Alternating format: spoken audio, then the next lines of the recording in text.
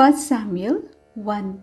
There was a certain man of Ramathaim, a Zophite, from the hill country of Ephraim, whose name was Elkanah son of Jeroham, son of Elihu, son of Tohu, son of Zuph, an Ephraimite. He had two wives. The name of the one was Hannah, and the name of the other Peninnah. Peninnah had children, but Hannah had no children.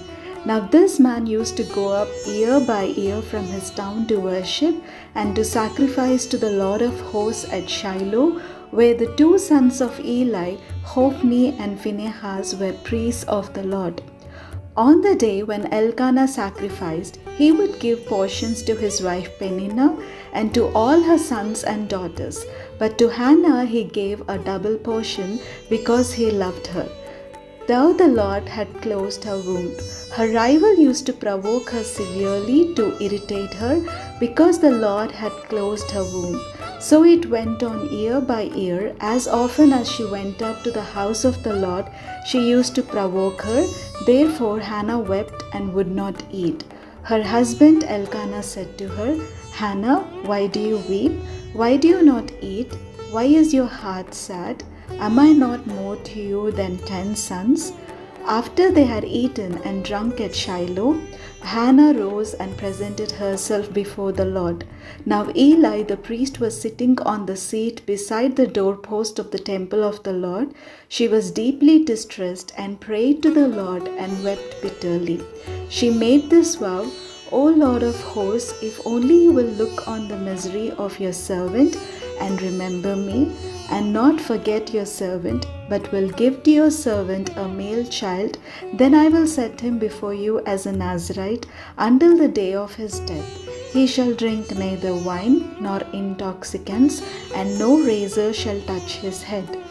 As she continued praying before the Lord, Eli observed her mouth. Hannah was praying silently, only her lips moved, but her voice was not heard. Therefore Eli thought she was drunk. So Eli said to her, "How long will you make a drunken spectacle of yourself? Put away your wine." But Hannah answered, "No, my lord, I am a woman deeply troubled. I have drunk neither wine nor strong drink, but I have been pouring out my soul before the Lord. Do not regard your servant as a worthless woman, for I have been speaking out of my great anxiety and vexation all this time." Then Eli answered, "Go in peace. The God of Israel grant the petition you have made to him." And she said, "Let your servant find in your favor in your sight." Then the woman went to her quarters, ate and drank with her husband, and her countenance was sad no longer.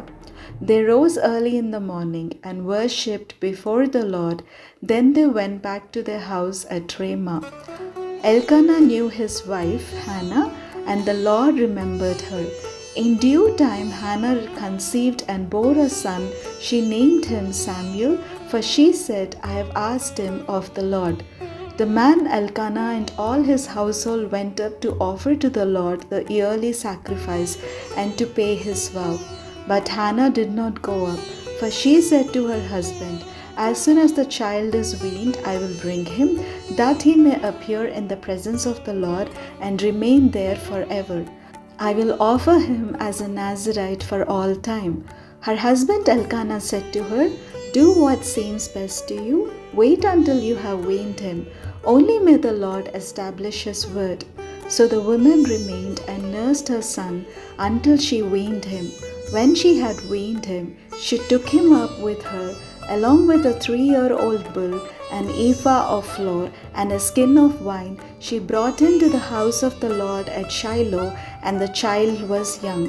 Then they slaughtered the bull, and they brought the child to Eli, and she said, "O my Lord, as you live, my Lord, I am the woman who was standing here in your presence, praying to the Lord. For this child I prayed, and the Lord has granted me the petition that I made to him. Therefore I have lent him to the Lord. As long as he lives, he is given to the Lord." She left him there for the Lord. 1 Samuel 2. Hannah prayed and said, "My heart exults in the Lord. My strength is exalted in my God. My mouth derides my enemies because I rejoice in my victory. There is no holy one like the Lord, no one besides you. There is no rock like our God. Talk no more so very proudly. Let not arrogance come from your mouth, for the Lord is a God of knowledge, and by him actions are weighed. The bows of the mighty are broken, but the feeble gird on strength. Those who are full have hired themselves out for bread, but those who are hungry are fat with spoil. The barren has borne 7, but she who has many children is forlorn. The Lord kills and brings to life. He brings down to Sheol and raises up. The Lord makes poor and makes rich. He brings low, he also exalts.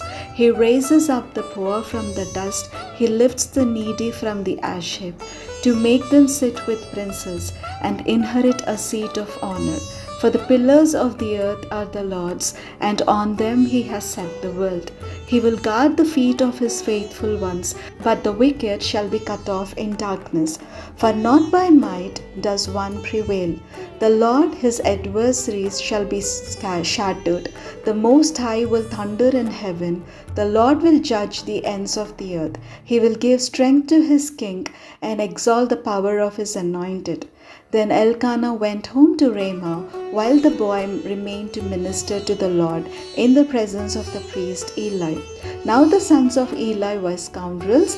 They had no regard for the Lord or for the duties of the priest to the people. When anyone offered sacrifice, the priest as a servant would come while the meat was boiling with a 3-pronged fork in his hand, and he would thrust it into the pan or kettle or cauldron or pot.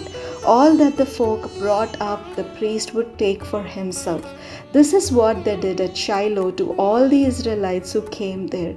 Moreover, before the fat was burned, the priest as a servant would come and say to the one who was sacrificing, "Give meat for the priest to roast, for he will not accept boiled meat from you, but only raw." And if the man said to him, "Let them burn the fat first, and then take whatever you wish," he would say, "No, you must give it now. If not, I will take it by force." Thus the sin of the young men was very great in the sight of the Lord, for they treated the offerings of the Lord with contempt. Samuel was ministering before the Lord, a boy wearing a linen ephod. His mother used to make for him a little robe and take it to him each year when she went up with her husband to offer the yearly sacrifice. Then Eli would bless Elkanah and his wife and say, "May the Lord repay you with children by this woman for the gift that she made to the Lord." And then they would return to their home. And the Lord took note of Hannah. She conceived and bore 3 sons and 2 daughters. And the boy Samuel grew up in the presence of the Lord. Now Eli was very old. He heard all that his sons were doing to all Israel, and how they lay with the women who served at the entrance to the tent of meeting. He said to them, "Why do you do such things? For I hear of your evil dealings from all these people.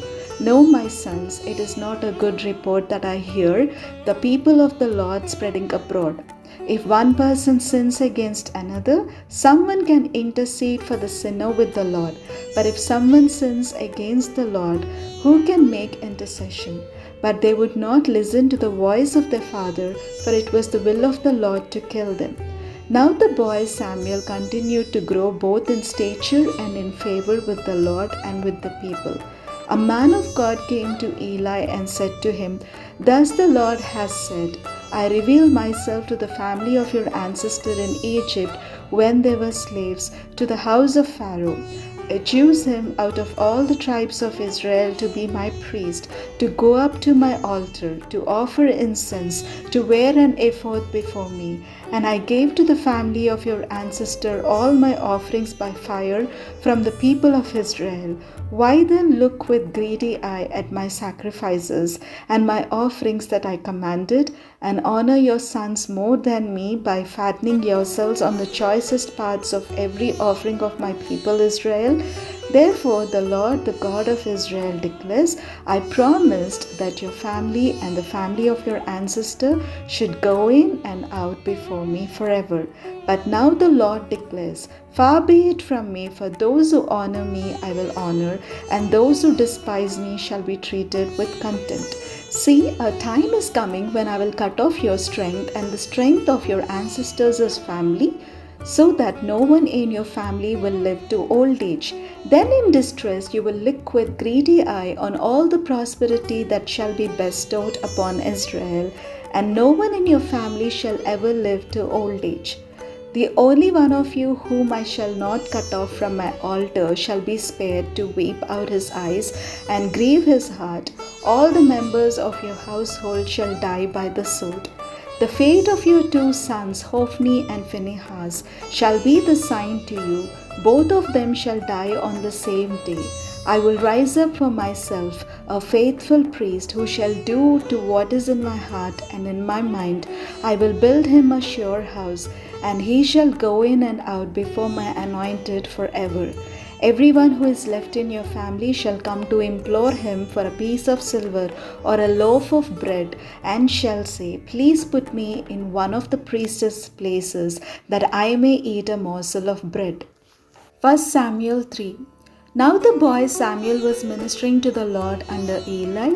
The word of the Lord was rare in those days. Visions were not widespread. At that time, Eli, whose eyesight had begun to grow dim so that he could not see, was lying down in his room. The lamp of God had not yet gone out, and Samuel was lying down in the temple of the Lord, where the ark of God was. Then the Lord called Samuel, Samuel. And he said, Here I am, and ran to Eli and said, Here I am, for you called me. But he said, I did not call, lie down again. So he went and lay down. The Lord called again, Samuel. Samuel got up and went to Eli and said, Here I am, for you called me. But he said, I did not call, my son, lie down again. Now Samuel did not yet know the Lord, and the word of the Lord had not yet been revealed to him. The Lord called Samuel again a third time, and he got up and went to Eli and said, Here I am, for you called me. Then Eli perceived that the Lord was calling the boy. Therefore Eli said to Samuel, Go lie down, and if he calls you, you shall say, Speak, Lord, for your servant is listening. So Samuel went and lay down in his place. Now the Lord came and stood there, calling as before, Samuel, Samuel. And Samuel said, Speak, for your servant is listening. Then the Lord said to Samuel, See, I am about to do something in Israel that will make both ears of anyone who hears of it tingle. On that day, I will fulfill against Eli all that I have spoken concerning his house from beginning to end. For I have told him that I am about to punish his house forever for the iniquity that he knew, because his sons were blaspheming God, and he did not restrain them. Therefore I swear to the house of Eli that the iniquity of Eli's house shall not be expiated by sacrifice or offering forever. Samuel lay there until morning. Then he opened the doors of the house of the Lord. Samuel was afraid to tell the vision to Eli, but Eli called Samuel and said, Samuel, my son. He said, Here I am. Eli said, What was it that he told you? Do not hide it from me. May God do so to you, and more also, if you hide anything from me of all that he told you. So Samuel told him everything and hid nothing from him. Then he said, It is the Lord, let him do what seems good to him. As Samuel grew up, the Lord was with him, and let none of his words fall to the ground. And all Israel from Dan to Beersheba knew that Samuel was a trustworthy prophet of the Lord. The Lord continued to appear at Shiloh, for the Lord revealed himself to Samuel at Shiloh by the word of the Lord.